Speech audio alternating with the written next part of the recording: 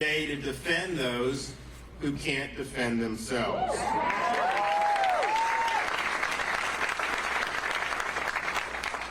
And in just a minute, I will be signing House Bill 5, which protects the rights of unborn children starting at 15 weeks. This is a time where these babies have beating hearts.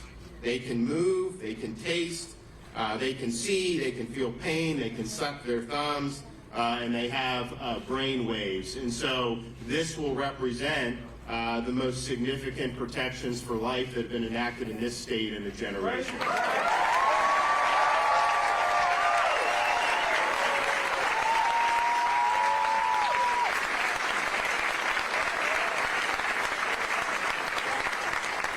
And if you look what's going on in certain segments of our society, particularly amongst people who are affiliated with the far left of our political spectrum, of course that's overrepresented in places like Hollywood, in the media, and obviously in one of our major political parties. But they are now taking the position that babies can be aborted up to the 9th month.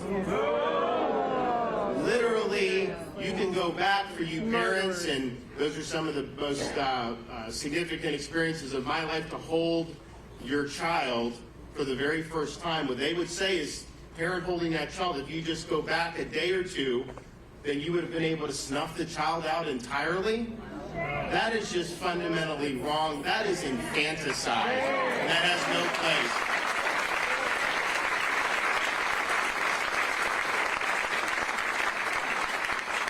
And you see how that type of mindset has led to things that really shock the conscience in our society. We just saw this terrible scandal in Washington, D.C. Oh, yeah. Where is Mary Margaret here from the Daily Wire? There's Mary Margaret.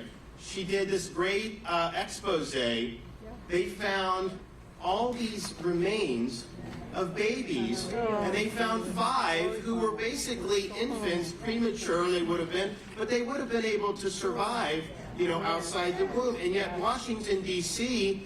Is treating that just like we would treat the trash from our lunch or something like that.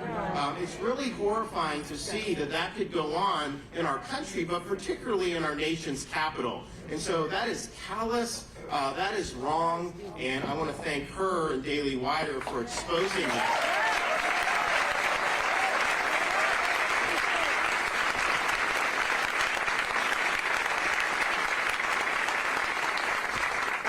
And so what we're doing today is saying that we will not let that happen in the state of Florida.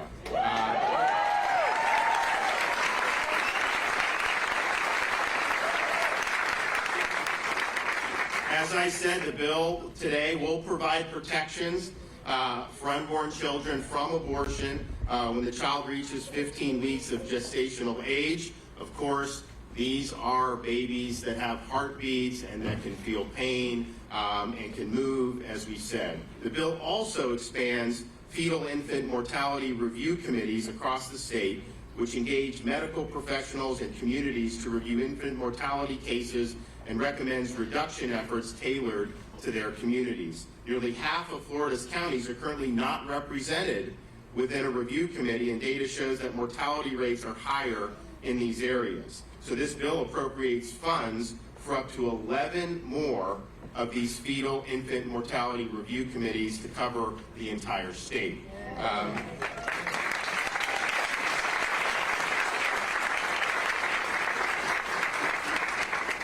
HB 5 also requires hospitals with laboring delivery services to participate in Florida prenatal quality collaborative initiatives, which range from opioid recovery programs to reducing cesarean overuse in deliveries. This requirement will move Florida to a statewide standard for quality birthing services and evidence-based interventions around issues like opioid abuse that cause higher rates of infant mortality.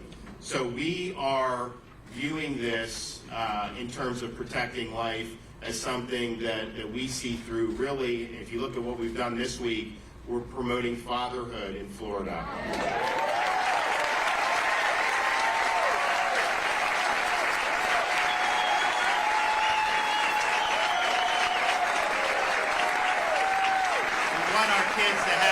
dads in the home. We want the fathers present. Take responsibility. The most important thing you can do is to take responsibility for the upbringing of your kids. And if you look, probably one of the worst social trends we have. You go back to like the mid-1950s. You didn't have very many broken families. Now, it's increased dramatically, and it is in every racial or ethnic group. You know, there's some more acute than others, but it is increased across the board. So this is a society-wide problem. And, you know, I think back to prior to us having kids, my wife and I, and when we were married, you know, we had a lot of fun. You know, when you don't have kids, you can just kind of do what you want. You want to go to dinner? Just do it. You want to get in the car, go somewhere on the weekend? Do it. Fly, whatever you want, you can probably figure out a way to do it without necessarily, well, when you have the kids, man, that changes things because now you have responsibilities. And it's not easy. There's a lot of challenges with being a parent. But I can tell you that responsibility is something that I would not trade for the world.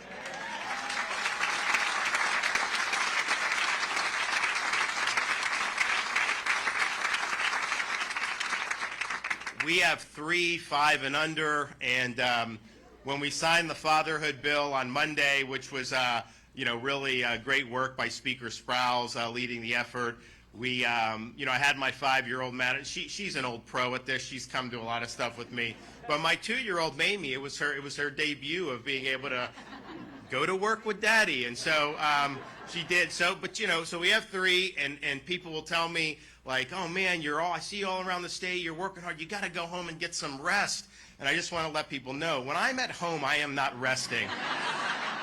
It's just the way it is. But what you do by being present, particularly, these dads who really need to be in their kids' life, you are providing that role model for these kids to be able to grow up and lead meaningful lives. And the statistics are overwhelming. When kids grow up without a dad in the home, the chances of them dropping out of school, getting in trouble with the law, drugs, you name it, that increases dramatically. And so we're really proud to be leading on fatherhood and to promote it. We're going to work with some great nonprofit groups to be able to do that. We also were able to sign this week a bill with probably, as Senator Simpson, correct me if I'm wrong, probably the strongest expansion of support for adoption and foster care in the modern history of the state.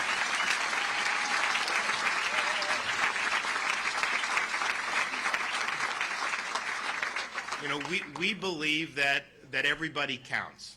And we want to be able to have everybody have an opportunity to realize their dreams, to make the most of their God-given potential. And sometimes you need to have some folks that will step up and help with that. And so we're now increasing incentives for family members and close friends to adopt. We're providing financial incentives. We're providing more opportunities for kids that come through our foster system to have tuition and fee waivers to go on to some of our state colleges and universities. And so we're excited about doing that.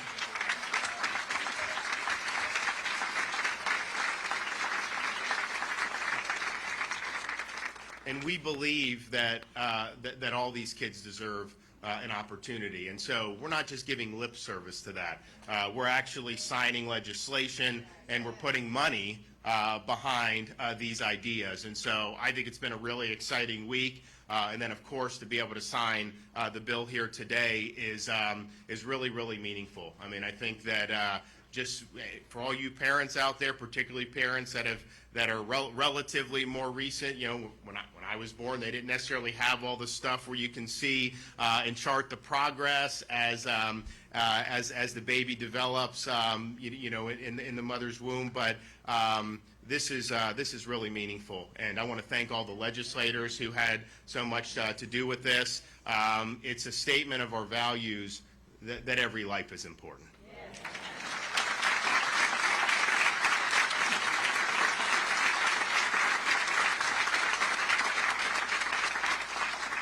So we're going to hear from some folks involved in crafting the legislation, also from some of our pro-life advocates. And so I want to first bring up our Senate President, Wilton Simpson.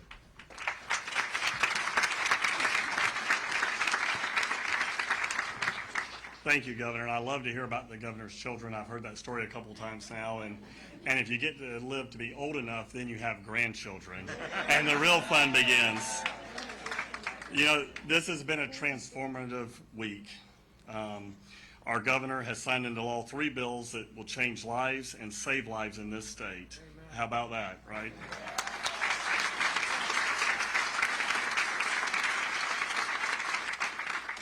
We have a duty to protect life. Abortion kills children and forever changes the life of mothers, the father, and the entire extended family. Every unborn child is a special and unique human being deserving of protection from harm and the chance to grow up in a loving family. As an adopted child, I am proud to live in a state that not only protects innocent unborn life, but also supports children and gives parents the tools they need to choose life for their babies. Earlier this week, we saw the governor sign into law the historic Fatherhood Initiative. Meaningful relationships with adults who set a good example, whether a birth parent, adoptive parent, or foster parent, we can have a lifetime of impact. I commend Speaker Sprouse for his dedication to ensuring every Florida child has the opportunity to have a positive role model in their lives. Thank you, Speaker.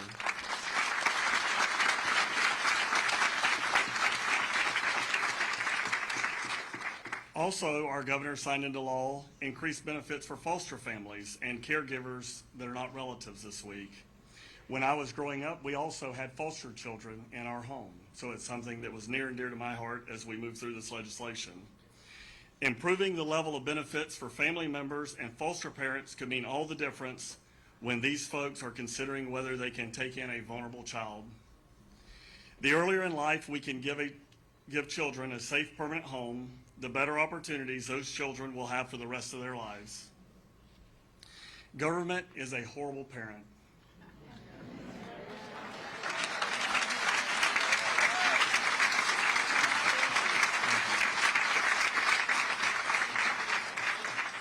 But we can and continue to make foster children a priority by identifying and supporting caring families for them. Governor DeSantis, our First Lady, Speaker Sprouse, Senator Sturgill was our hero on this bill in the Senate this year.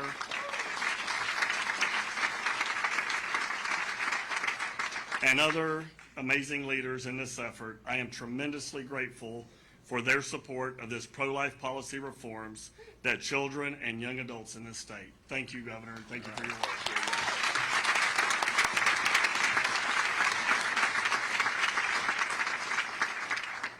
Okay, House Speaker Chris Sprouse.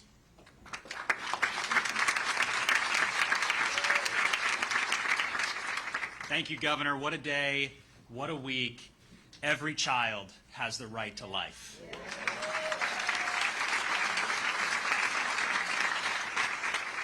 Like many of you, I believe that life is a gift from God. And as I look out into this audience, I see many familiar faces who have been warriors on the front lines of the life movement, whether it is ministry, whether it is ministering to young women, whether it is helping them as they give birth to their child in pregnancy centers across the state. You have been a part of this as much as every single legislator here, and for that we are very grateful.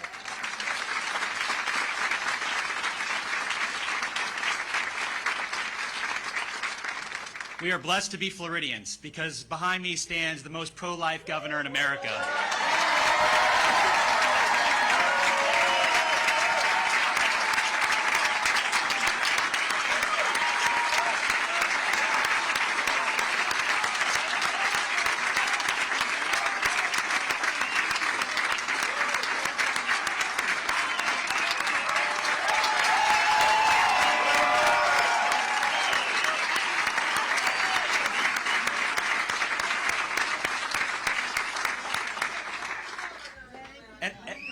And if it was just today and the signing of this bill, that would be enough. But it's not enough for this governor, it's not enough for this legislature, Because just this week, this governor and this legislature not only championed the right to life, that every child has the right to be born, but that they have the right to be born into a family that loves them. This is a governor and a legislature that fights for fathers to be present in the lives of their children.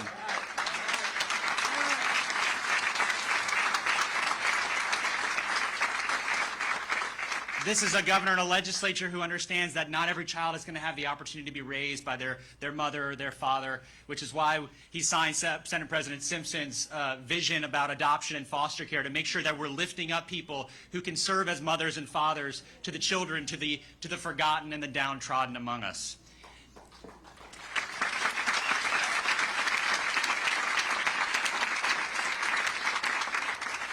And over these past 2 years, whether it was last year in this legislature, folks like Chair Burton, who's here with us today, leading on maternal health care to make sure that women who are born, who give birth to children, making sure that they have health care for up to a year to make sure that their babies get to be healthy.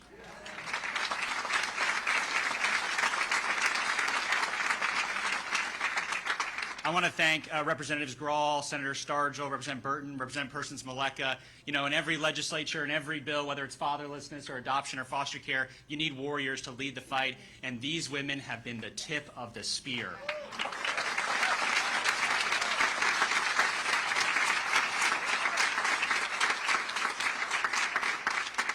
I know my sister is watching. She couldn't come today, but she runs a program in Pasco County for pregnant teens, helping new mothers understand what it's like to be a parent, to fight for their children.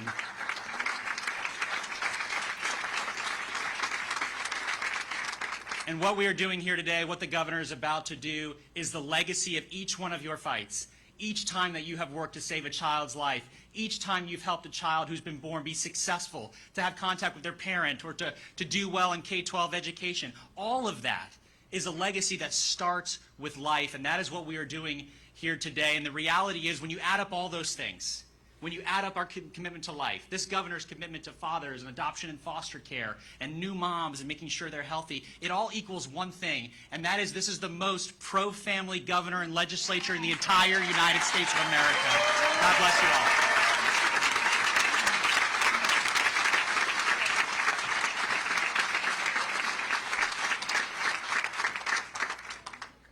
All right, now the leaders, when they do the legislation, there's got to be an individual representative or senator, one in each chamber that spearheads it. So we're going to hear from the authors of this legislation. So first, from the upper chamber, close by. Do you have Osceola in your district, or is it all Polk? Okay, so nearby, next door in Polk County, Senator Kelly Stargel.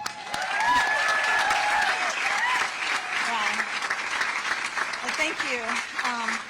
What a day this is, what a week this has been. Honestly, what a legislative session it has been. I came and ran for office on family values and wanting to be able to do things to strengthen the family. And we have absolutely had the ability to do that this past 2 years in legislative session. President Simpson, Speaker Sprouse, our governor. You could not have a better team of people who worked alongside all of us to make sure this has been done. And I say all of us because I look out at this group, and many of you I've been working with on these issues for my entire 15 years in the legislative process. When I ran for office, this was something I never dreamed that we'd be to a day where, A, we're looking at the potential of Roe v. Wade being overturned.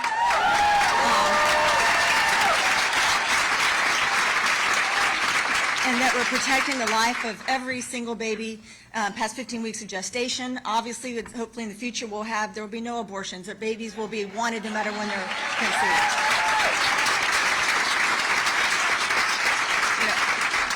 My story was an unexpected pregnancy. As the song says, there is no pregnancy that's unplanned. God had a plan for every single child that He allowed to be conceived.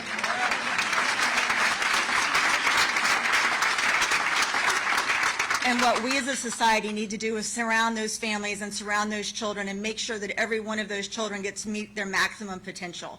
My daughter, who was the unplanned, served in the military and took out terrorists. Can you imagine what things would have been like had she not been born?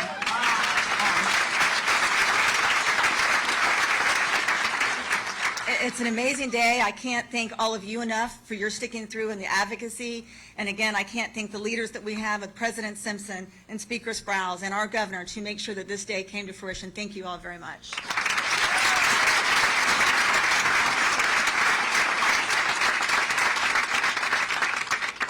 From the House, Representative Aaron Grawl.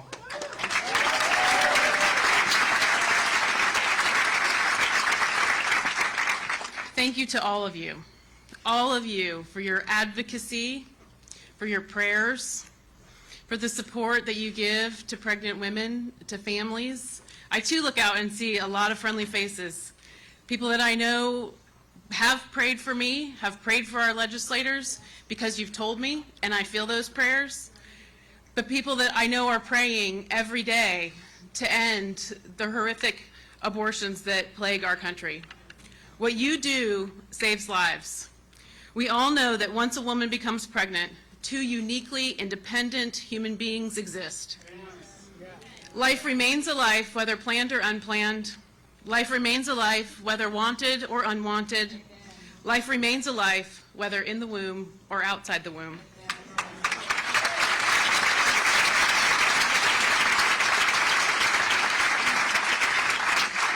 The consequences of abortion are devastating, and we all know that firsthand, not only for the child whose life is being terminated, but for our society that becomes increasingly numb to the intrinsic value of human life.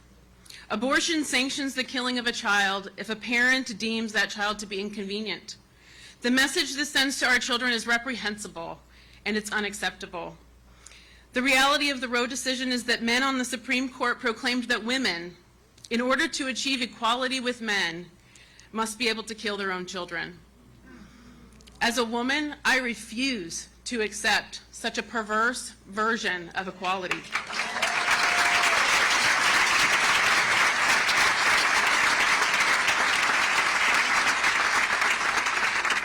More than 60 million American children have been exterminated through the atrocity of abortion since 1973, and sadly, we will never know the contributions of those sweet children to our communities. Further, the barbaric act of late-term abortion subtracts from our humanity, and this law will end such evil practices.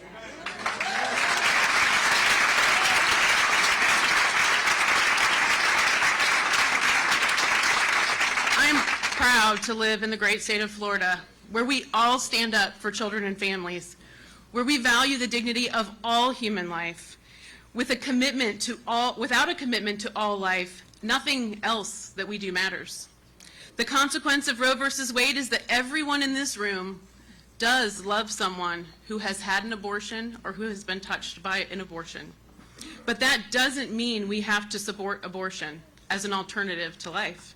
It means that we need to love each other and support each other as we seek to end this horrific chapter in our country's history.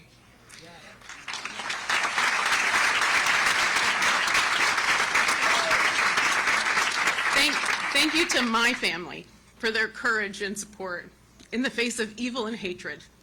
For us, it makes it clear that this fight is the right fight and the just fight.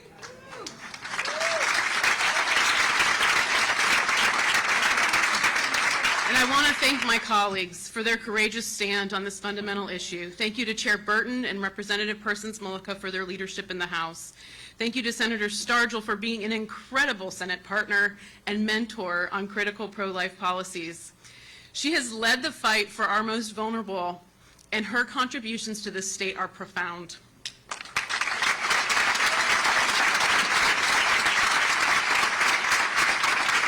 Thank you to President Simpson and Speaker Sprowls for your leadership, for your steadfast dedication to the unborn and to our families.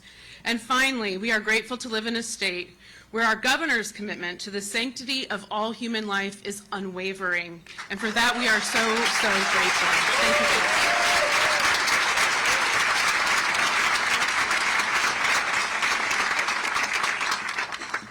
you. Okay, now we're going to hear from some advocates.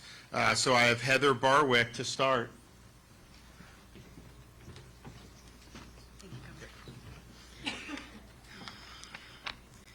My name is Heather Grawl Barwick. I am the sister who Representative Grawl has mentioned during past committee and floor discussions related to abortion.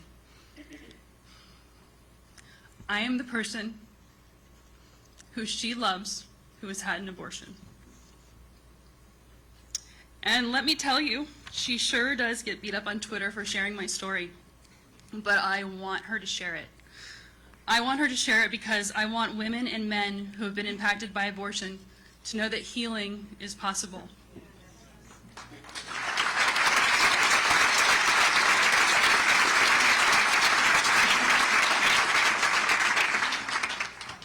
I held on to my painful secret for 20 years. That decision that I made when I was 21 years old shaped my life in ways that I am still uncovering. There are several things that led me to be honest about my past. The first is Erin's time in Tallahassee. I have watched her committee meetings, and there are two types of people that have led me to speak up. The women who say that abortion does not cause mental distress, and the women in their 70s who had abortions and testify that just now they are able to speak about them and the regret that they have felt for over 40 years. I was also able to open up because of my time praying outside of our local abortion clinic with 40 Days for Life. Standing on that sidewalk, I knew that I had to be able to reach out to women seeking abortions and let them know that I had been in their shoes, to let them know that they were going to be forever changed whether they had their baby or not. I also knew that I had to be honest for my daughter, my 6-year-old daughter, and my 19 nieces and nephews. I made a mistake that I cannot change, but I can let others learn from my mistake. And when the time is right, I will talk to my daughter about it. And I will also talk to all of her cousins when their parents are ready for that too, about my experience.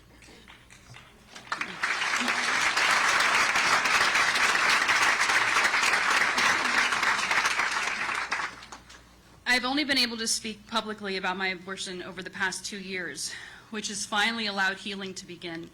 I am continuing to seek out ways to heal and discovering that I have a long way to go. I've been fortunate to find incredibly strong women and men who have experienced the ills of abortion to guide me and give me hope. Those praying with me on the sidewalks, those at my Rachel's Vineyard retreat, and those in my church. I've also been fortunate to be a sounding board for so many, too many, of my friends and the people in my community who have shared their abortion stories with me, but they're still holding on to their stories, and their secrets. Honesty has been liberating, and I wish more people felt that they could talk openly about their pasts. As sinful as it might feel to them, they certainly deserve peace.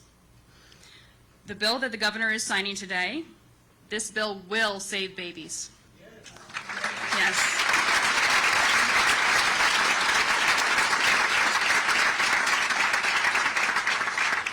This bill will save mothers and fathers from the lifetime of pain and regret that I have suffered, and for that I am so grateful.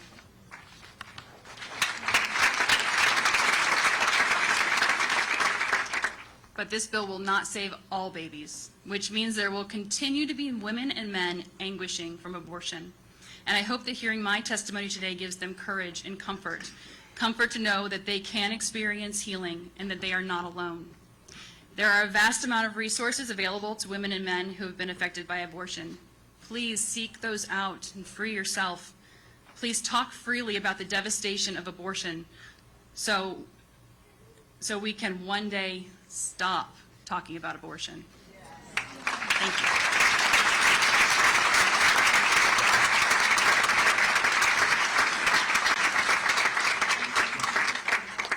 Okay, Terry and Hope Kellogg.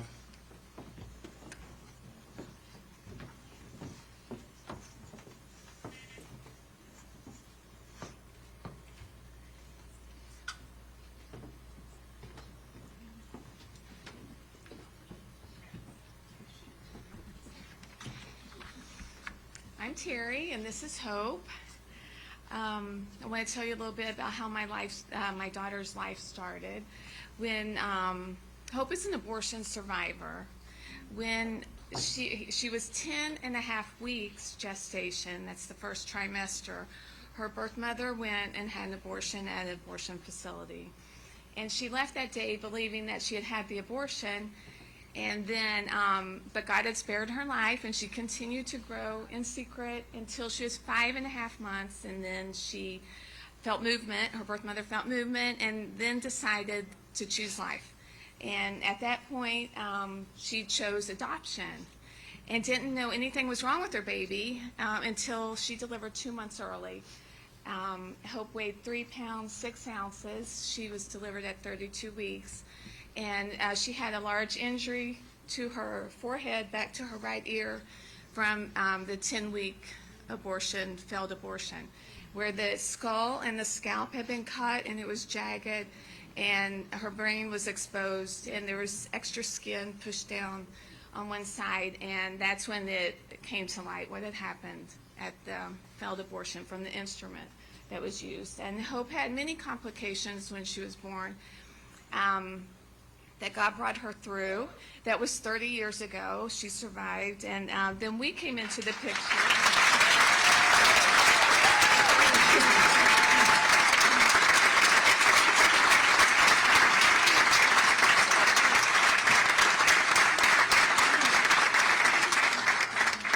She's a fighter. She's been fighting since the 10-and-a-half-week abortion, and into even the first month of her life where she was fighting. She has cerebral palsy as a result, and she still has this scar on her head. And we brought her home. We adopted her when she was 3 months old, when she was discharged from the hospital. And she's been a blessing. She's a blessing to everybody that knows her. She's a friend to all. She describes herself that way. And she's an encourager. She's a peacemaker. Her life has great value. And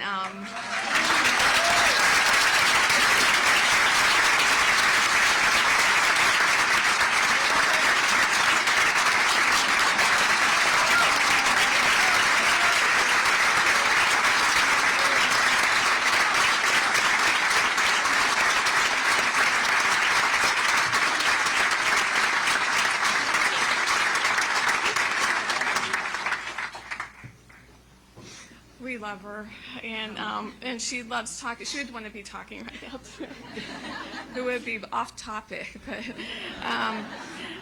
so when I look at her and I see her scar, I'm reminded of how God spared her life. I'm reminded that she survived an abortion when there's 2,363 babies that don't survive it daily, and her scar, it gives evidence to what's done in secret, and I'm thankful to have her as my daughter. I'm thankful to her birth mother for choosing life when she was given a second chance.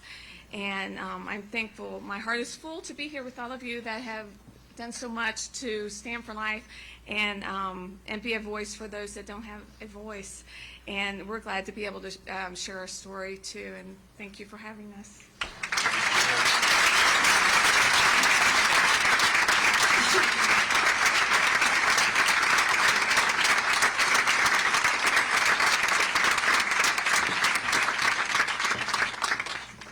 Okay, Kelly. Kelly?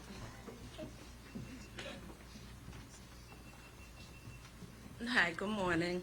My name is Kelly Thury, and I don't have a speech. I'm just going to speak from the heart. I found out I was pregnant. I was 38 years old. Nobody wanted my daughter. Her father said it's not mine. Haven't heard from over 4 years. My parents wanted nothing to do with the pregnancy. My mother even took me for the abortion. When I got there, I didn't do it.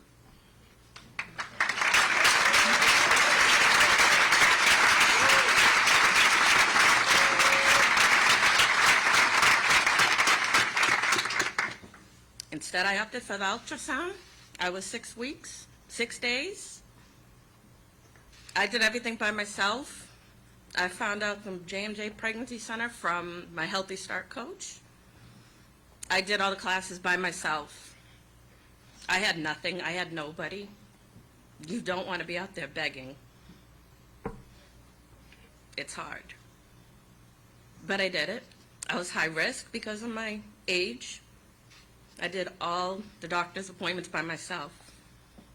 I drove myself to the hospital to be induced for 3 days before having her. I drove myself home. My daughter's going to be 3.5 on the 17th.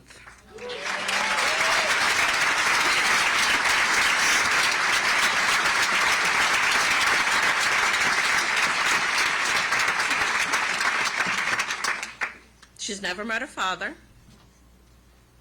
My parents are in love with her.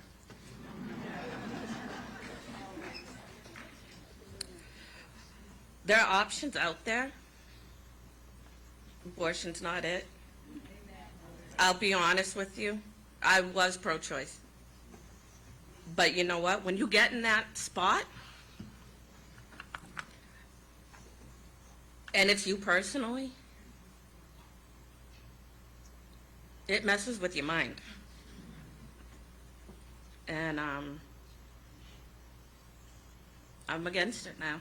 I wouldn't have her. I wouldn't have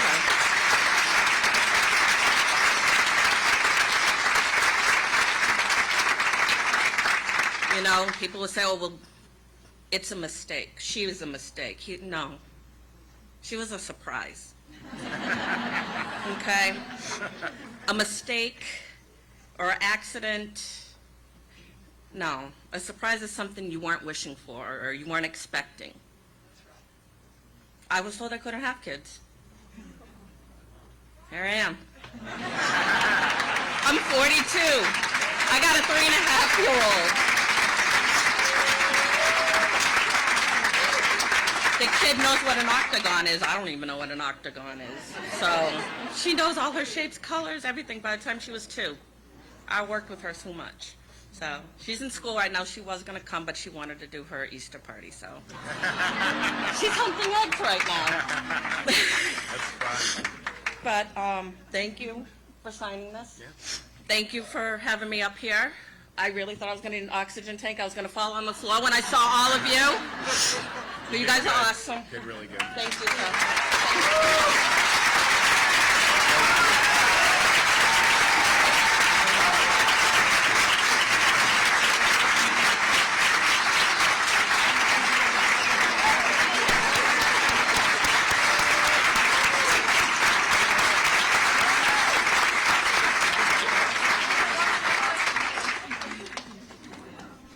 And now in the unenviable task of following that, we have our wonderful Secretary of ACA, Simone Marsteller.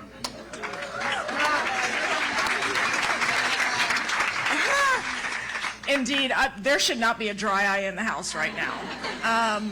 What an incredible story, what incredible strength, and I think I saw a sign out here that says courage. And that's exactly what it takes for any woman, young, teenager, 20s, 30s, whatever, who finds herself at a crossroads and really has to make the toughest decision of her life, I would argue. I've been there. I was 19 years old. I had started college at 16, was on my way to graduating before my 21st birthday. Really, really enjoyed college, as you can imagine. Fell pregnant at 19 and went to a physician to confirm that. And I'm not even going to go into the detail, but suffice it to say that because of how I looked, right, certain assumptions were made, and I was handed a referral for abortion. I didn't get a conversation or counseling about prenatal care, none of that. Assumptions were made. And I think it's fair to say that almost on the strength of that, but I talked to my mother about it, and we decided no, not going to go that way. Kept my baby.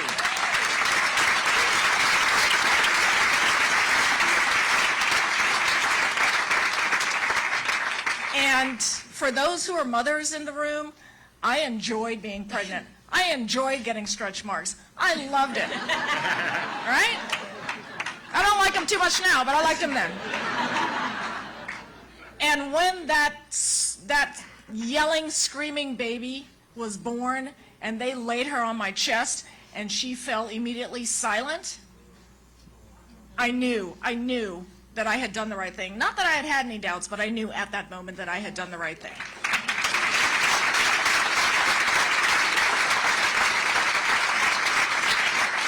And, being a single mother has not been easy. It's been challenging, but I went back and I finished my college degree.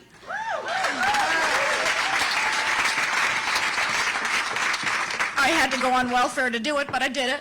I went to law school. I lived on loans. I lost my house in foreclosure behind that, but it is what it is. You can survive that, right? And overcome it. And now, thanks to the good Lord above, I have the good fortune to be working for this man at this time, standing at this podium on this day. Right?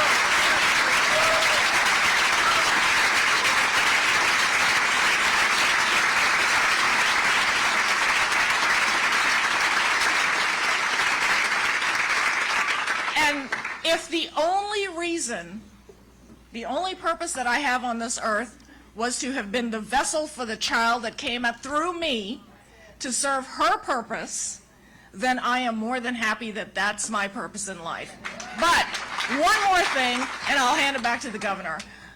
I hope and I assume that there is at least somebody out there listening to my voice who will be encouraged by my story, by the story you just heard.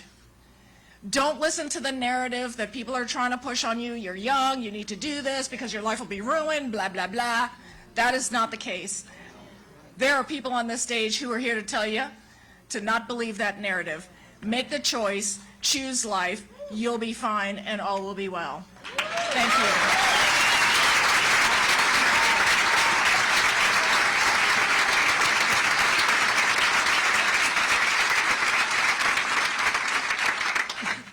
All right, well, now I'm going to go over to the chair here, and we're going to...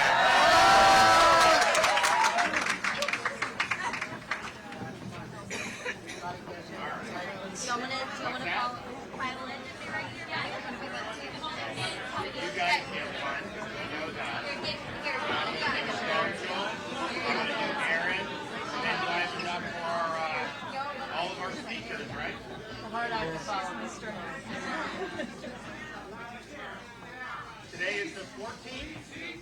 13th? 14.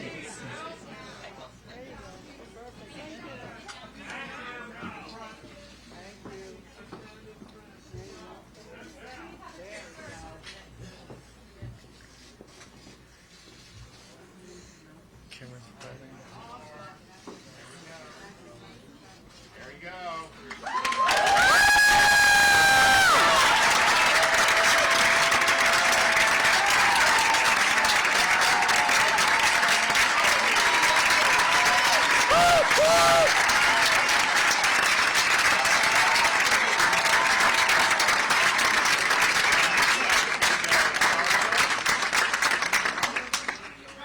Who else spoke? Who else spoke?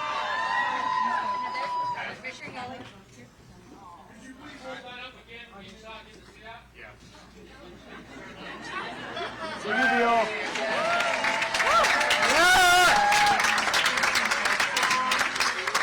I love the stage.